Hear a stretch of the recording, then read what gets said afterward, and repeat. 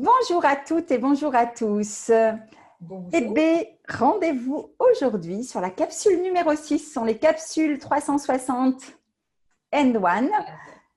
Donc, animée par Nathalie Belleville et moi-même. Donc, je suis Afida Benour, Master Coach, fondatrice de la méthode One. Et aujourd'hui, je vous expose le dernier pilier de la méthode Agrip.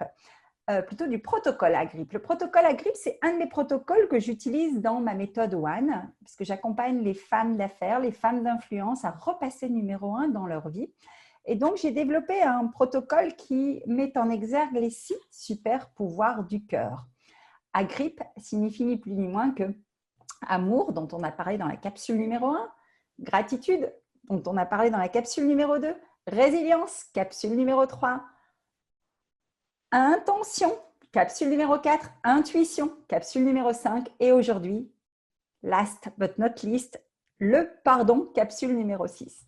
Donc Nathalie et moi, on a eu l'idée de porter un regard croisé à partir de cette méthode, à partir de ce protocole. Et Nathalie, je vais te laisser te présenter et nous dire quel regard tu portes justement sur cet échange. Alors, j'ai été effectivement, moi, très intéressée par ce protocole. Donc, moi, je suis Nathalie Belleville, donc fondatrice de 360 Conseils et Développement. Et je suis donc conseil en stratégie et pilotage d'entreprise. Et j'utilise une méthode dans certains de mes accompagnements qui est l'approche des 5 éléments. Les 5 éléments étant le feu, la terre, le métal, l'eau et le bois. D'ailleurs, on va parler du bois aujourd'hui. Et par rapport aux six lettres, en fait, aux 6 mots du protocole Agrip, eh bien, il y a à la fois les 5 éléments, mais il y a aussi 6 piliers de cette sagesse ancestrale, traditionnelle chinoise, qui viennent en résonance en fait avec ce que propose Afida. Donc, face à l'amour, il y avait l'harmonie. Face à la gratitude, il y avait Je vais l'intention. te dire ça, j'ai mes notes. Donc l'harmonie, face à la gratitude, on était parti sur l'interdépendance, Nathalie. L'interdépendance, absolument. Absolument. L'harmonie, la gratitude et l'interdépendance des personnes entre elles, c'est quelque chose qui… Absolument. Face à la résilience, on a parlé d'impermanence. Absolument. Et puis, face à l'intention, eh bien, il y avait l'orientation que l'on donnait aux choses. Absolument, oui. Et puis, face à l'intuition, eh bien, ma foi, il y avait l'écoute de sa vérité intérieure. Absolument. Et face au pardon, aujourd'hui, il va y avoir la bonté. Waouh.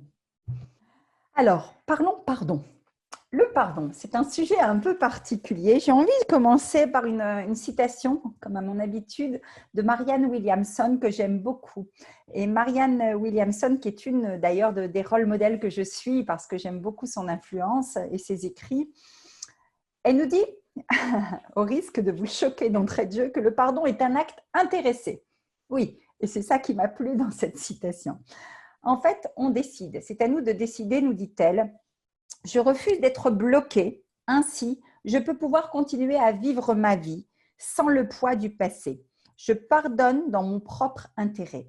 Je trouve cette citation très significative parce que finalement, c'est le B à bas. Bien souvent, quand on parle de notion de pardon, moi je le vois avec les clients, les clientes que j'accompagne, que ce soit au niveau personnel ou professionnel, c'est souvent l'ego qui prend les rênes et les personnes restent bloquées dans un écosystème, dans une situation où la douleur va continuer à s'engrammer pendant des années parce que les gens refusent le pardon.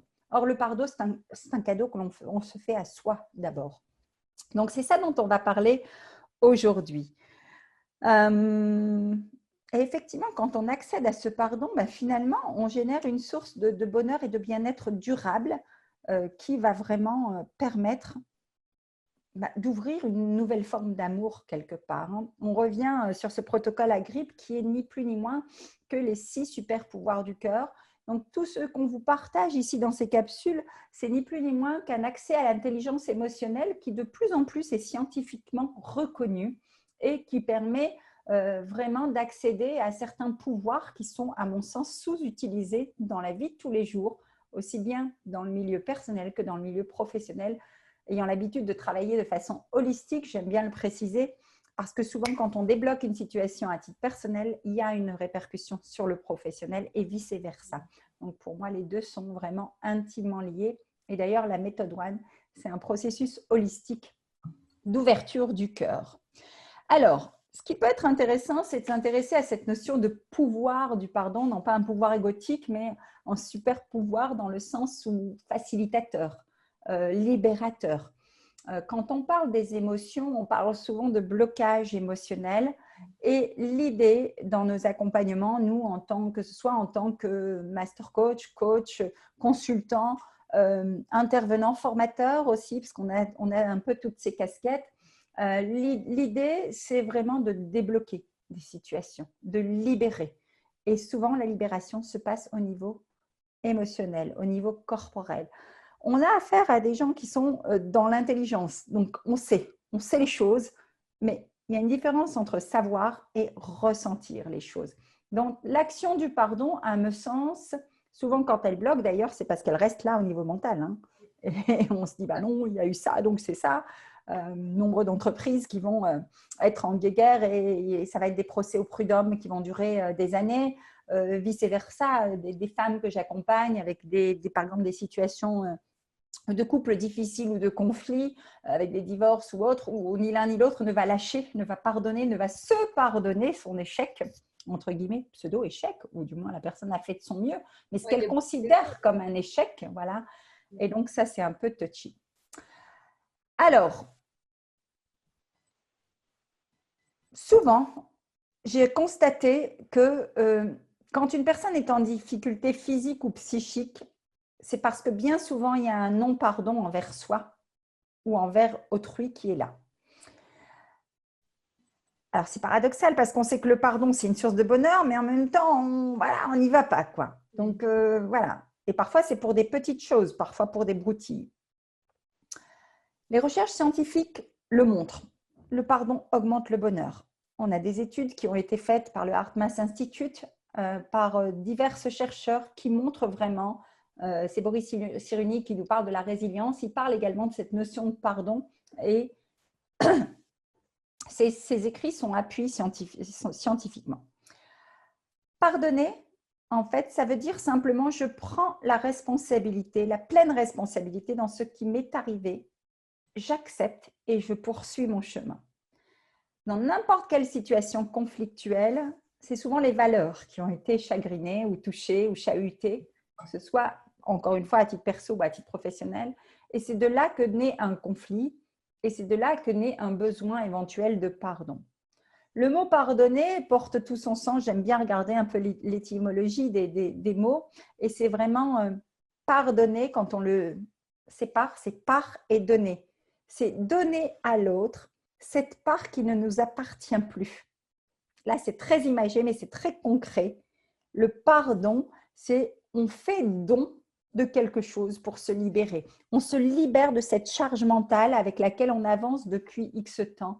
C'est à la fois un don pour soi et, bon, dans mes envolées, je dirais un don pour l'humanité parce que quelque part, quand une personne pardonne, quelle que soit la chose à pardonner, quand elle se pardonne, elle laisse une porte ouverte à l'amour universel et donc forcément, il y a une conséquence sur l'humanité.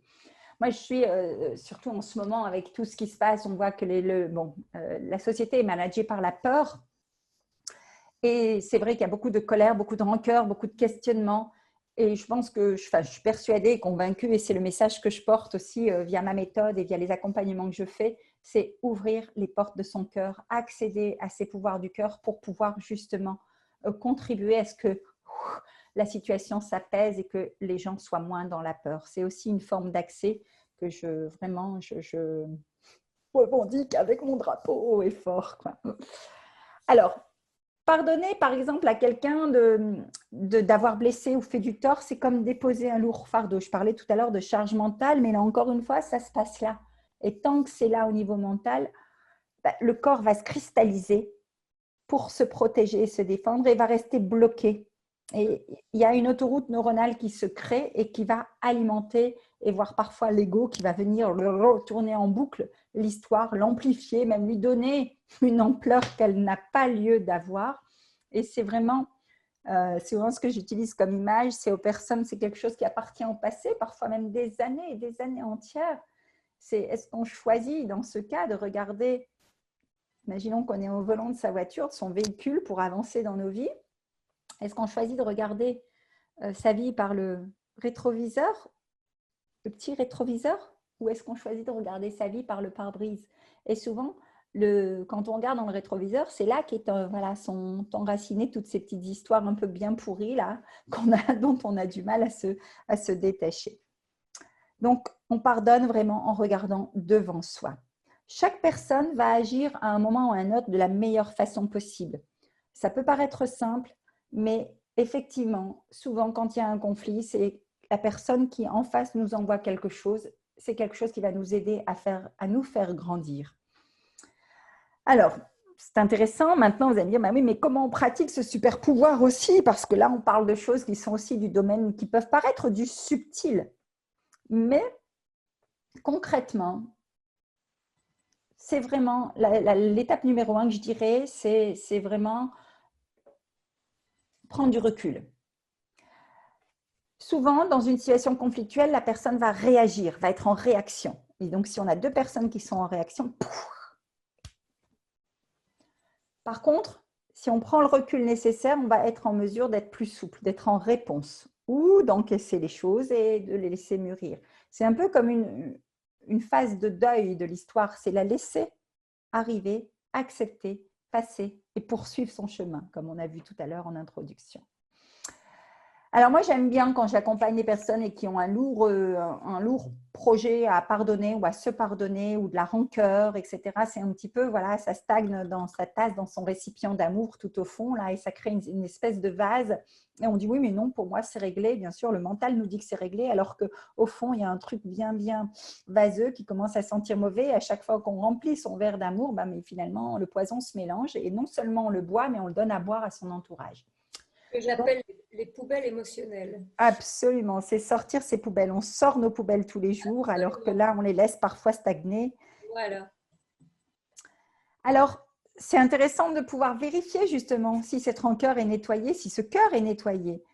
Et un vrai pardon, je dirais par expérience, pour l'accompagner dans divers processus, un vrai pardon à l'autre ne peut se faire que si d'abord on s'est pardonné à soi, se louper, cette attitude négative qui a pu se produire à un moment ou à un autre. Alors, j'invite souvent les gens que j'accompagne à mettre sur papier, à écrire, par exemple, le ressenti dans lequel elles se trouvent par rapport à une situation, de façon pareille à déposer tout ce qui rumine là et qui fulmine pour pouvoir justement s'en décharger. Alors, souvent, je m'amuse, je pousse le bouchon en disant, là, tu vas écrire une lettre avec 2 crayons de couleur, c'est-à-dire tu vas faire un premier jet où là, on est souvent assassin et on va poser toute cette colère, machin. Et j'invite à prendre une deuxième couleur, à laisser un interligne entre chaque phrase et à réécrire avec le ressenti, avec de la compassion. Et ça, c'est vraiment une bonne étape pour déjà avoir de la compassion envers la réaction que nous-mêmes, on a pu avoir pour pouvoir se pardonner. Et donc, évidemment, on met en place des outils de visualisation ou autres qui peuvent aider à faciliter cet accès au cœur parce que la porte d'accès au cœur, quand elle est verrouillée, parfois, c'est difficile d'y aller. Et avec un accompagnement, c'est parfois bien plus facile. Le dernier point que je dirais pour pouvoir parfois accéder ou faciliter le pardon, c'est encore un enseignement que j'ai tiré de ma chère et tendre maman, paix à son âme, qui nous enseignait vraiment des principes clés et fondamentaux, de dire quand quelqu'un, si tu considères que quelqu'un t'a fait du mal, prends l'habitude de l'accueillir avec le meilleur sourire et le meilleur morceau, le meilleur plat. Fais-lui un plat généreux et accueille cette personne avec le sourire. C'est d'une sagesse énorme que de dire ça. C'est vraiment se dire que là, on est vraiment dans, voilà, je me suis pardonnée et je pardonne et je passe à autre chose. La vie est trop courte. Et de cela, ce que j'ai appris, c'est à pardonner même en amont. Je vais vous raconter une anecdote que j'ai eue récemment d'ailleurs. J'invite mes clients, mais je vais peut-être te laisser parler de ta partie et je vous raconterai l'anecdote tout de suite après. Tiens, oui, comme ça, je fais un petit effet teasing improvisé. Mais c'est intéressant parce que je vais d'abord te laisser évoquer ton point de vue justement sur cette notion de pardon. Et tout à l'heure, je vous donnerai des petites clés bonus avec mon parfumé de mon anecdote, si vous voulez bien. Nathalie. Alors, le pardon, pour moi, effectivement, tu l'as évoqué à plusieurs reprises, ça fait écho systématiquement à la bonté. Absolument.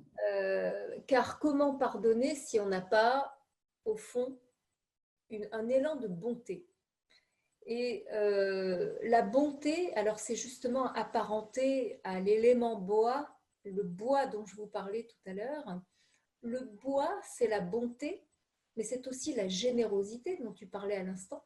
Absolument. L'élan, l'enthousiasme. Si vous prenez l'image, en fait, le bois, en fait, c'est l'arbre. C'est l'arbre qui pousse, qui peut jaillir, voilà, dans la poussée, que ce soit au niveau du tronc, des branches, mais aussi des feuilles, quelque chose qui jaillit, en fait, et qui se fraye toujours un chemin et qui monte comme ça. Donc le bois, c'est l'élan de générosité et de bonté. Alors, en entreprise, le bois, c'est l'élan créatif du marketing et aussi de la R&D, de la recherche, du développement. C'est tout ce qui va être, voilà, c'est l'élan, c'est la créativité, c'est je sors du cadre, c'est voilà, je suis généreux et je donne en fait. Voilà. Et donc, pour moi, effectivement, le pardon va procéder de cet élan envers soi-même d'abord, effectivement, et avec les autres. Puisque si on n'a pas une bonté intérieure envers soi-même, effectivement, on ne peut pas l'avoir envers les autres. Et bonté, bienveillance, justement, ça va, pour une fois, je vais vous citer l'un des grands maîtres taoïstes qui s'appelle Chuang Tzu et qui dit « La souplesse et la gentillesse l'emportent sur la dureté et la violence. » Qui gèle comme la glace ou qui brûle comme le feu. Wow. Aimer les êtres et en prendre soin développe la bonté. Et la plus lamentable des morts, c'est la mort du cœur. Elle est bien pire que la mort du corps. Wow, j'adore. Voilà, donc c'est vraiment, voilà, souplesse, bonté, bienveillance, générosité. Alors, Et effectivement, ouais, je vais juste rebondir là-dessus parce que c'est une citation qui me touche beaucoup. Et quand je vous donnais l'exemple tout à l'heure de ma maman, en fait, elle ajoutait même, elle poussait le truc plus loin parce qu'on peut se dire, mais attends, voilà, je vais pardonner à quelqu'un et en plus, je vais l'inviter à bouffer et je vais lui donner le meilleur. Non, mais c'est quoi ce délire, on peut se dire.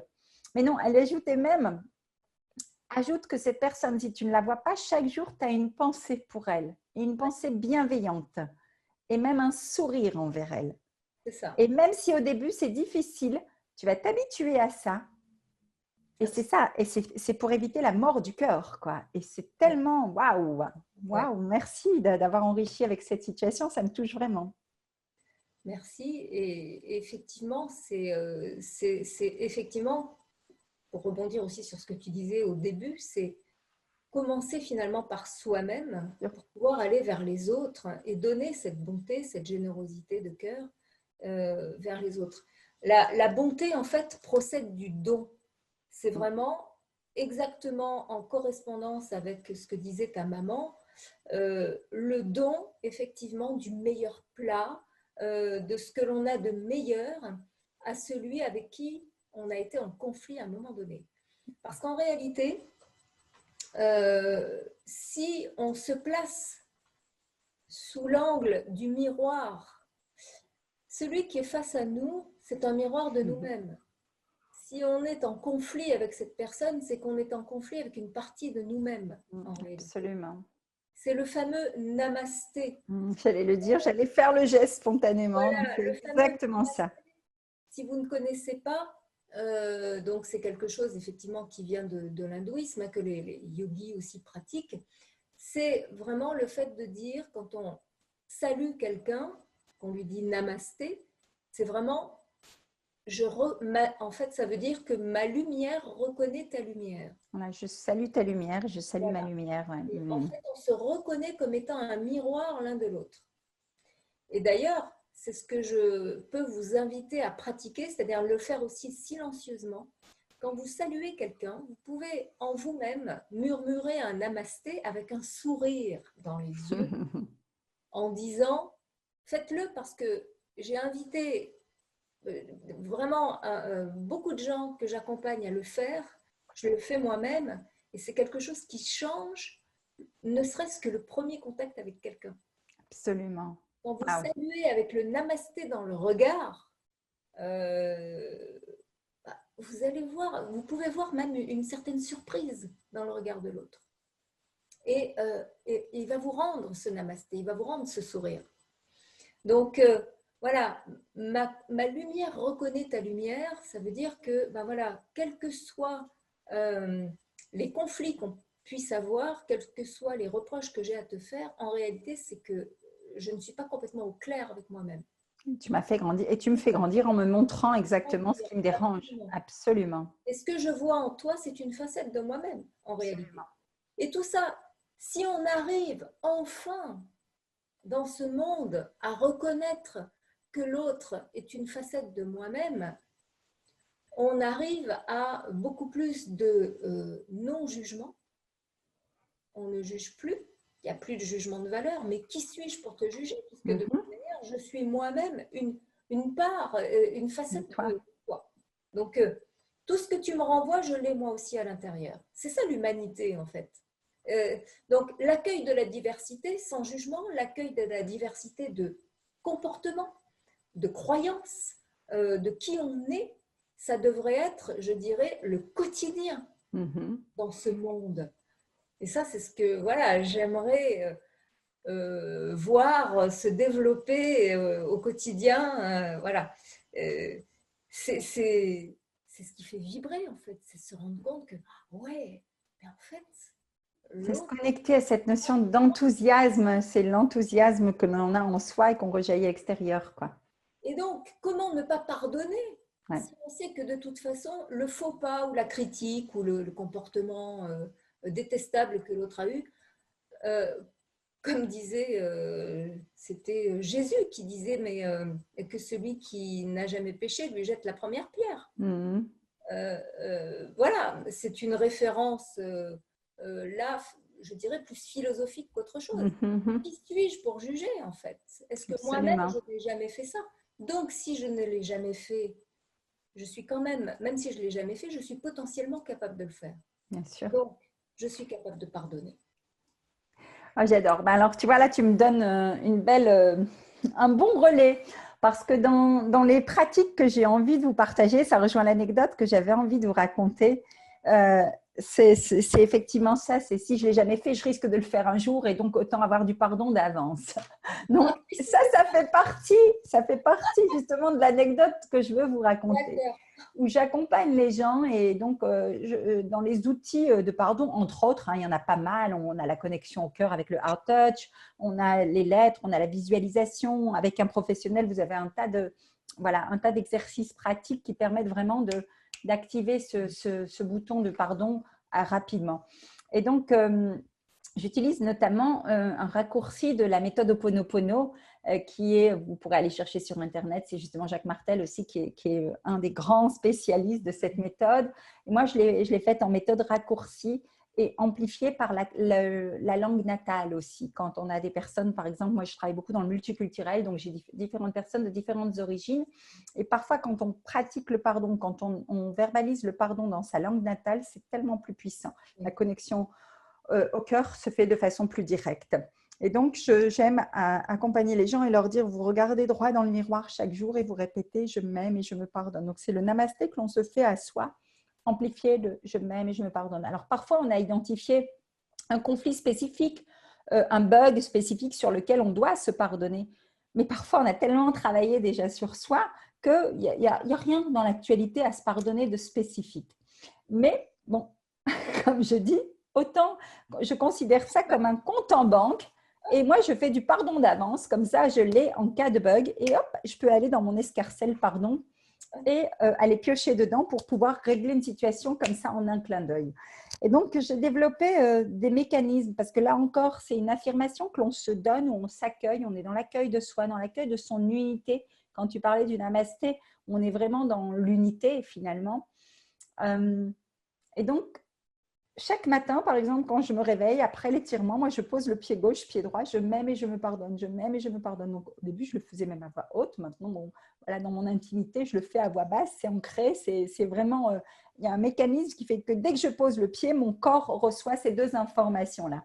Et je me dis tous les jours, bah, c'est un peu un crédit d'avance, comme la petite boîte qu'on avait par rapport à la gratitude. C'est du crédit d'avance, ce qui fait que quand il t'arrive un bug, et ça m'est arrivé il n'y a pas plus d'un mois à peu près, un bug où j'ai eu une colère par rapport à une réaction d'une personne proche, une personne proche que je considérais comme proche et je n'ai pas aimé ce qu'elle m'envoyait. Et bref, et ça a duré, la colère a duré même pas 2 heures, 3 heures, un après-midi. J'ai mis en perspective effectivement ce qu'elle m'envoyait. Je me suis un peu auto-coachée. Moi aussi, j'ai des coachs. Parfois, quand j'arrive pas à débloquer une situation, je fais appel à mes coachs, à mes mentors pour m'aider. Mais parfois, il y a des situations que je suis capable de régler illico comme ça. Et en fait, je me suis rendu compte que ce grief ne m'appartenait pas finalement. Il venait réveiller quelque chose chez moi, mais ça ne m'appartenait pas. C'est l'ampleur qui en a été faite qui était plus impactante. Et donc, j'ai été puisée simplement dans mon escarcelle. Pardon d'avance. C'est marrant, ça va faire sourire plus d'une personne. Avec ton crédit. Mais ça marche, c'est comme un compte en banque. Soit vous êtes débiteur, soit vous êtes créditeur. Pour les 6 pouvoirs de l'amour, c'est pareil. Je vous invite à être toujours en crédit. Pourquoi? Parce que ça se pratique. Et plus on est en crédit, plus en cas de besoin, hop, on va aller chercher la bonne ressource et on va poursuivre notre chemin, le cœur léger. Donc voilà un peu l'anecdote que je voulais vous partager. Et ça, c'est quelque chose qui se fait en toute autonomie. Hein. Il y a… D'ailleurs, pour initier ça, j'utilise souvent une bande vidéo qu'on m'a partagée une fois que j'ai trouvé sympa. C'est Cécile qui m'avait partagé ça dans mon groupe. Le film Angela avec Jamel Debbouze et qui est avec une mannequin, etc. Et à un moment, elle le traîne devant le miroir et elle lui apprend à se dire « je t'aime ». Et c'est une scène très forte parce que les gens ne comprennent pas pourquoi. On se dit « bah oui, je m'aime, bah oui, je m'aime ». Bah non, tu ne te le dis pas, tu l'incarnes pas. Ouais. Donc ça, c'est très intéressant. Voilà, voilà. Donc, effectivement, ça, c'est une astuce. Le faire dans sa langue natale, c'est encore plus impactant parce que parfois, la connexion neuronale va être plus rapide et boum, on va accéder directement du cerveau au cœur immédiatement et ça peut être intéressant. Voilà ce que j'avais à dire pour le pardon. Ce n'est pas chose simple. Hein. Moi, je sais que sur certains sujets, j'ai dû me faire accompagner et c'était salvateur. C'est vrai qu'on est là aussi, nous, pour vous accompagner. Donc, si vous en avez besoin, avec grand plaisir de vous partager les outils qu'on a pratiqués, suivant les personnes, là où elles sont. On sait apporter la bonne technique. Parfois, ça peut être juste un namasté qui va dérider ça. Parfois, il faut faire des lettres et des lettres de pardon. Parfois, il y a de la visualisation. Parfois, on fait un heart touch, une connexion au cœur qui doit être guidée dans les règles de l'art et non pas comme ça improvisé. Et là, on est là pour ça. Voilà, donc ça peut être effectivement après des choses qui sont plus en relation avec une équipe. Avec, absolument. À ce sujet, oui. Avec l'interdépendance des gens et les interrelations dans des équipes ou dans des services. Donc ça m'a fait penser tout à l'heure quand tu parlais de l'entreprise, justement, et tu parlais du bois, c'était marrant, et je l'ai noté pour en parler. C'est ce fameux bâton de parole qu'on utilise ou le bâton de pardon qu'on utilise en entreprise parfois pour modérer ou animer des situations qui sont conflictuelles, où on pratique aussi le pardon en entreprise pour faire avancer. Parce que parfois, quand on est face à un codir et que les gens vont rester bloqués dans leur ego pour une décision qui n'est pas prise, on utilise souvent un bâton de bois. Moi, c'est une technique que j'utilise, je ne sais pas si tu utilises aussi, Nathalie, et qui permet de… En fait, ça dépend de la culture d'entreprise et bien sûr. je dirais de l'ouverture, je dirais, de chaque entreprise à telle ou telle technique, ouais. de l'appétence aussi à tel ou tel outil. Voilà. Mais ça, c'est un bon outil. Même, ça peut être utilisé aussi dans les familles, hein, mais c'est vraiment un outil qui permet de débloquer une situation et parfois on a besoin d'une personne tierce ou d'être dans un tiers-lieu aussi pour pouvoir justement favoriser le pardon. Mais on pourrait en parler pendant des heures parce que c'est tellement important et c'est un des 6 super pouvoirs que je préfère, moi. parce que c'est vraiment celui qui permet de faire des vrais shifts aussi, que ce soit dans la vie personnelle ou dans la vie professionnelle des gens. Ça permet vraiment d'avoir un avant et un après et de pouvoir accompagner. Très, très puissant en entreprise, dans les équipes. Absolument. Extrêmement puissant. Absolument. Donc, on aura peut-être l'occasion, certainement l'occasion d'en reparler, mais on espère avoir d'ores et déjà vos commentaires, vos partages suite à ces capsules. Absolument. Alors, sur cette capsule du pardon, n'hésitez pas, encore une fois, à nous mettre des anecdotes. Je vous en ai raconté, vous avez vu, vous connaissez maintenant mes petits secrets. Mais n'hésitez pas à nous dire si vous avez été confronté à une situation, comment vous l'avez surpassée, si vous-même vous avez des outils ou si vous avez une situation qui vous bloque en ce moment et comment on peut vous aider. Ce sera avec grand plaisir qu'on va interagir. Si cette capsule vous a plu, pareil, likez-la, partagez-la, invitez des gens à la regarder autour de vous, soit des gens dans vos équipes, des gens dans votre cercle personnel. Ça nous fera un grand plaisir de rayonner et de pouvoir ouvrir un petit peu la vision peut-être différemment, de façon un peu disruptive. L'intelligence du cœur, c'est quelque chose qui se cultive, c'est quelque chose qui se travaille. Ces 6 super pouvoirs, on peut y avoir accès si on le veut vraiment. Ton approche avec les éléments est quand même extraordinaire parce que la nature nous donne vraiment beaucoup, beaucoup de leçons et toutes les réponses sont là. On n'a qu'à observer. Et en tous les cas, j'ai beaucoup aimé ces échanges avec toi, Nathalie.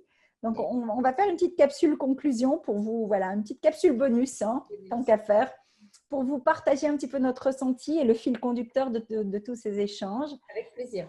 Et on se retrouve bientôt donc, pour la capsule bonus. À très vite. Bye bye.